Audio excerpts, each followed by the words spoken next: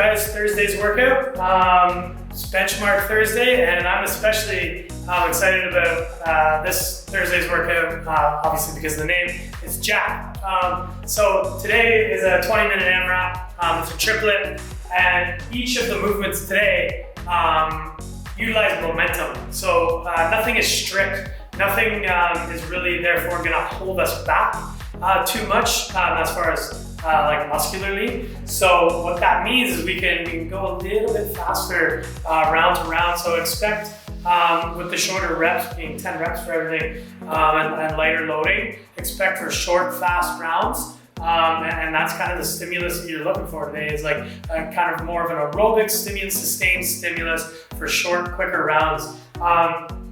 So first movement, we go push press. So over a lot of push press days, we're going to be getting a lot of rounds. We want to work on accepting the bar with the legs. So we know how to drive to the bar. We use our hips. We have a nice short dip, progressive drive, get to a good lockout. Then we really want to make sure that we listen when we're accepting the bar. So let's listen. It's silent, okay? Even if we loaded this bar up with some weight, it should still be silent. Besky should be like a ninja here. Let's see somewhere it's like clunky when we're receiving. Yeah, can you hear that rattle? Just push press. Clunky at the shoulders. We can hear it. Yeah. Do some sound effects later. Yeah, so if we had some weight on that, you'd hear it, and I think we can all relate to when we the bar comes down on us, and it's either because we're descending too early before the bar meets our shoulders, or we're just letting the bar drop down on us and we're not descending with it. So we need to think about accepting the bar. We'll watch Besky again, just because this is pretty important for today. You're going to be here a lot. So we need to cradle the bar. We need to accept it like Gordon Bombay would teach you to cradle an egg. Hopefully you get that reference. Yeah, you can see his legs and hips absorbing that bar, and he drives back up against it. Good, Bessie. All right, the next movement, we're using the hips again, and it's the kettlebell swing. We only have a heavy one. Don't use a heavy one. It's meant to be light. It's meant to be just keep you moving. All right. So we're gonna, even though it's a light kettlebell, we're gonna really focus on loading the hamstrings. Okay, so we're gonna watch Besky do a couple reps here. With this heavy one, we have to load the hamstrings because it is heavy. When it becomes lighter, it affords us the opportunity to do ineffective reps and efficient reps, so we can kind of just muscle through it. So what I want Besky to do is understand the position.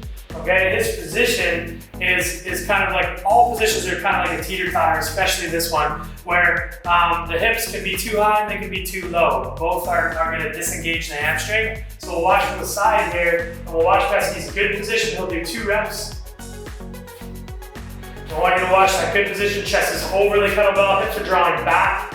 That's going to load the hamstrings. If his hips are down and he keeps his chest too tall, that's not going to be very effective with loading the hamstring. It's going to be quad and low back dominant. Adversely, if he keeps his hips too high and his legs too straight, this is what happens when we get lazy.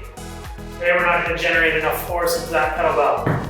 All right, and it's going to be all upper body. There's not going to be enough leg incorporated, and that's kind of what happens when we get lazy, when we inevitably get tired. Okay, so a lot to break down those movements, but it's only a little bit to think about. Okay, now to the box jumps. It's just jumping up in a box, right? How can we complicate this? Well, we'll find a way. So I'm going to get Besky to do some really powerful box jumps here. Hear that? We're going to go back to the audio cue where we can really hear his jumps. We don't want that. Just like running, we want to be light on our feet. All right? We want to absorb the jump. We're going to try to get Besky to be as ninja as possible. Cool. Okay, now let's do a couple. Let's challenge Besky here. He's going to do a couple touch and go. Oh, louder. Whew. Oh, baby. So you can see it's a challenge to go lighter on the feet, but it's a lot more effective when we can practice that in the long run. Okay, so and you can see, let's see Besky do some really hard lands.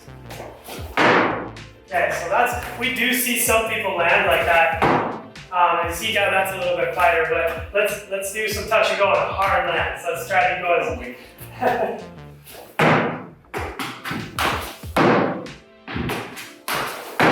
yeah. So we don't want to land like a weightlifter on the box when we're doing body weight movements. We want to be more like a runner. We want to be light on the feet, absorb that impact. Okay.